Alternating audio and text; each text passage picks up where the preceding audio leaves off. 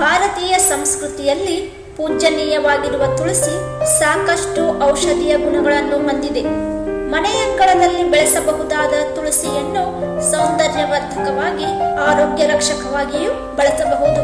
ತುಳಸಿಯ ಎಲೆಯ ರಸಕ್ಕೆ ನಿಂಬೆ ರಸ ಸೇರಿಸಿ ಹದವಾಗಿ ಕಲಸಿ ಮುಖಕ್ಕೆ ಹಚ್ಚಿ ಒಣಗಲು ಬಿಡಿ.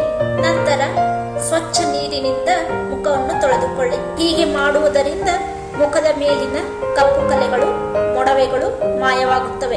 ಒಣ ತುಳಸಿ ಎಲೆಗಳನ್ನು ಪುಡಿ ಮಾಡಿ ಸ್ವಚ್ಛ ನೀರಿನಲ್ಲಿ ಬೆರೆಸಿ ಹದವಾಗಿ ರುಬ್ಬಿ ಮುಖಕ್ಕೆ ಲೇಪಿಸಿಕೊಂಡರೆ ತ್ವಚೆಗೆ ಹೊಳಪು ಬರುತ್ತದೆ.